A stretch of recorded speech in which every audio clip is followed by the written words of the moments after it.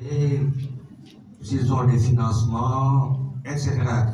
En fait, avoir le maximum d'informations sur les étudiants qui ont des projets, même ceux qui n'en ont pas, mais qu'est-ce qu'ils attendent aussi de la cellule. Donc ce formulaire va vous être envoyé par la direction marketing sur vos groupes WhatsApp et nous vous invitons à y répondre. C'est un formulaire électronique qui est très facile à répondre, donc en 2-3 minutes, vous pouvez y répondre et ça nous permettra vraiment de démarrer sur des bases qui nous permettront de connaître l'état entrepreneurial de notre population. Voilà. Disons, parce que l'enjeu est très important. C'est au moins la mission d'insertion, c'est enrôler les étudiants dans les dispositifs d'insertion. Et qu'aujourd'hui, il y a des indicateurs. Parmi les indicateurs, vous avez 200 000 demandeurs d'emploi par an. N'est-ce pas? Vous avez un taux de chômage de 17 à 20%. Donc, ça, c'est des contextes. Vous avez plus de 40% des jeunes qui n'ont pas de métier. Plus de 40% des jeunes n'ont pas de métier. Et ils veulent donc devenir des entrepreneurs. Donc, conscient de ce contexte difficile d'insertion, pour trouver un espace est problématique. Donc, trouver un emploi encore problématique. Donc, cela veut dire que ça nous renvoie à des questions de motivation entrepreneuriale. C'est-à-dire, pourquoi entreprendre?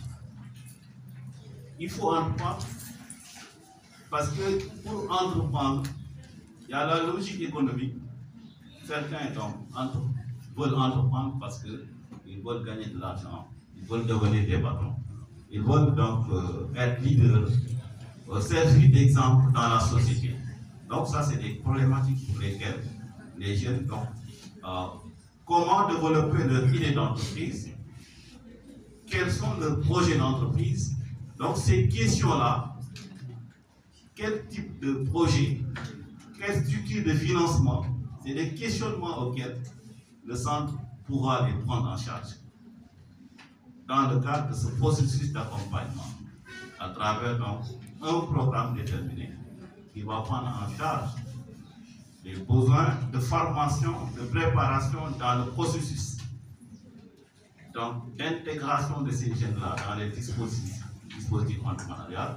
Donc, vous allez avoir une équipe dynamique capable donc, de pouvoir prendre en charge les préoccupations des étudiants en leur aidant à produire un projet.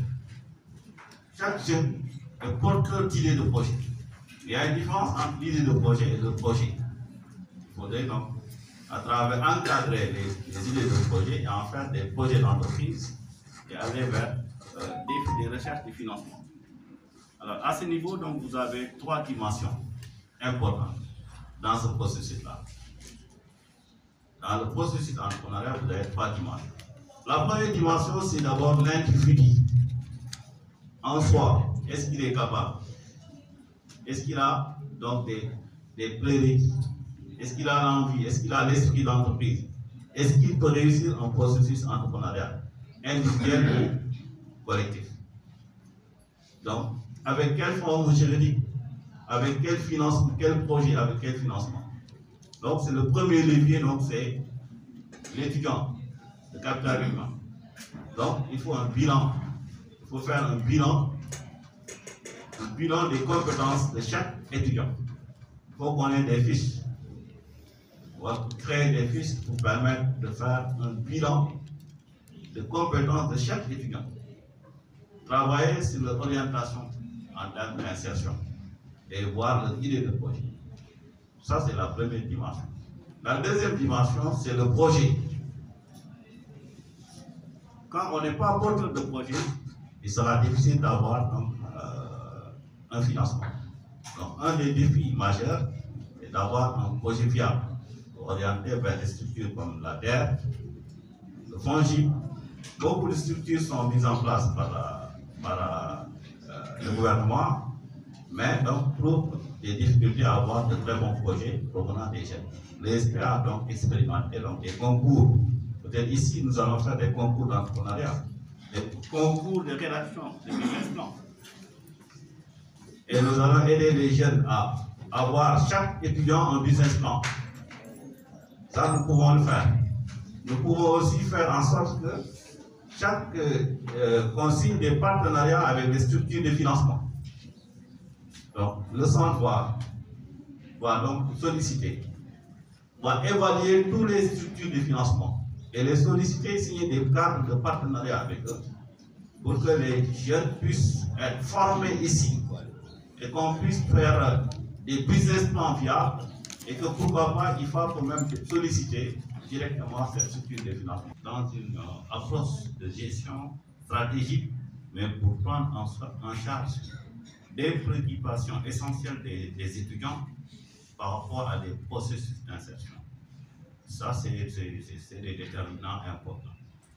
Alors, je voulais aussi remercier vraiment tous les staffs et le professeur Ako donc, de m'avoir invité à des réflexions stratégiques, mais aussi à des réflexions opérationnelles pour un peu orienter le sujet dans une approche donc, à court terme, moyen et long terme, pour que l'idée de mettre l'incubateur puisse être vraiment avoir des résultats et des performances.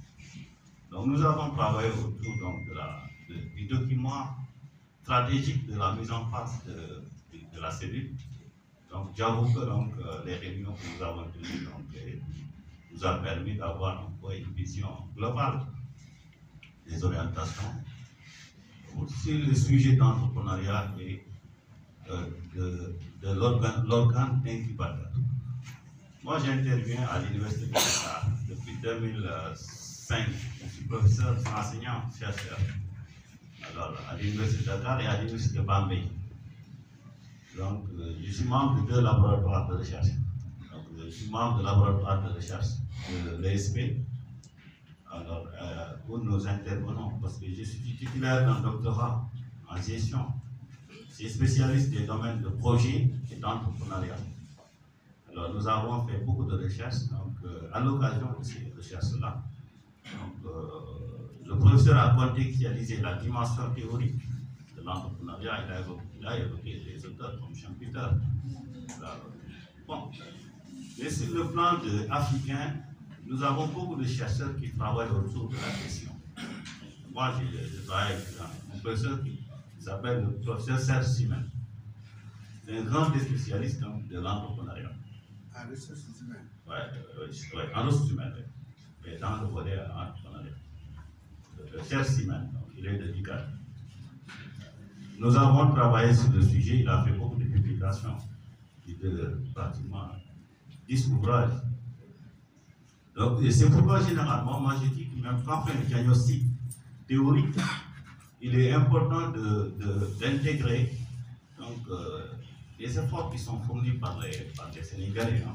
Les professeurs sénégalais, et les professeurs africains, dans le cadre donc, de la contextualisation théorique. Parce que parfois, au niveau même de l'approche de la recherche, c'est des dimensions qui sont plus ou moins... il y a un déficit en tout cas de la prise en compte des travaux de recherche, des sujets aussi donc, fondamentaux comme l'entrepreneuriat féminin, vous voyez, l'entrepreneuriat dans le sens général, donc, toutes ces questions-là, nous avons beaucoup d'intervenants qui ont investi ces sujets de recherche et qui ont produit même des thèses dans ces domaines-là. Et qui ont fait des publications d'ouvrages et d'outils même de gestion. Bon, moi, je travaille donc sur la production d'outils donc de manuels, parce que je me suis dit que donc, après avoir fait 15 ans dans le domaine de l'enseignement universitaire, je pense que la recherche devrait nous inciter à faire des productions d'ouvrages, de manuels donc, pour les étudiants. Dans les domaines de gestion de projet, donc, nous préparons des ouvrages, des manuels, enseigner au niveau des universités, des manières de management de projet, mais aussi des manuels d'entrepreneuriat. Alors, sur les concepts, je prends le concept de Schumpeter. L'entrepreneuriat donc est un sujet qui s'intéresse donc à 3 niveaux d'analyse théorique. Vous avez donc le niveau d'analyse théorique qui s'intéresse à un champ déterminé comme l'entrepreneuriat social. Ça, c'est un champ théorique. Nous ne sommes pas dans l'entrepreneuriat social. Nous avons des théoriciens qui ont mobilisé des recherches dans le cadre de l'entrepreneuriat social. Ils s'inscrivent dans une dynamique de mobilisation de ressources pour avoir des transformations socio-économiques. Ces intervenants sont des ONG, ils sont dans l'entrepreneuriat social des ONG. Ils interviennent pour accompagner les mouvements féminins, entre autres. Nous avons aussi l'entrepreneuriat institutionnel. Il s'agit ici donc d'un champ de recherche qui s'intéresse à des dimensions institutionnelles, c'est-à-dire pour un peu parler des organisations de revendication comme les syndicats. C'est des institutions. Ils interviennent donc pour avoir pour atteindre des objectifs en termes donc, de prise en charge sociale, donc l'augmentation des salaires entre autres, tu vois. Mais le sujet qui nous intéresse, qui est contextuel par rapport à notre intervention, c'est l'entrepreneuriat économique. Or, dans ce sujet-là, donc, vous avez Schumpeter et beaucoup de jeunes africains qui travaillent autour du sujet. Donc, c'est ça le contexte. Maintenant, du point de vue des orientations stratégiques, il y a plusieurs niveaux d'intervention. Il y a la planification stratégique et la planification opérationnelle. C'est-à-dire, si nous voulons nous inscrire dans une logique de durabilité, donc il faut créer une innovation dans les secteurs aussi stratégiques par rapport à l'analyse de l'espace universitaire. Donc, il est rare donc, de voir des structures s'engager, élargir leur mission dans les domaines de l'insertion. Parce que les missions de l'université ne couvrent pas l'insertion. Vous rappelez un peu aussi l'espace dans lequel les universités interviennent. Nous sommes plutôt dans des missions d'éducation et de formation. Donc, inclure maintenant des missions d'insertion, c'est déjà un acte volontariste, si vous voulez, en termes de management stratégique, pour comprendre que les dirigeants ont une vision et voudraient amener les groupes qui sont enrôlés dans le cadre de leur dispositif de formation à la licence L1, L2 et L3, donc à préparer leur avenir. Donc cela veut dire que les dirigeants sont soucieux de l'avenir des enfants, des jeunes qui intègrent le dispositif. Donc il faut saluer vraiment ce courage en termes d'initiative. Donc ça, vraiment, il faut les saluer. Maintenant, pour le sujet, on peut dire qu'aujourd'hui, nous avons des indicateurs. Pourquoi il faut les soutenir? Pourquoi il faut soutenir l'IFA? Pourquoi tous les étudiants devraient adhérer à ce processus? Puisque si on ne mobilise pas les ressources, la cellule d'incubation et d'accompagnement des étudiants en matière d'entrepreneuriat. Donc cette cellule a été créée au sein de l'IFA, l'Institut de formation en administration des affaires, qui existe depuis 2005. Donc on va fêter nos 25 ans très bientôt. Et en ce qui concerne donc cette CIAE, c'est un travail quand même, un processus qui est quand même assez long. Parce que quand je dis 2005, c'est la date à laquelle on a été reconnu, mais l'école existait bien auparavant.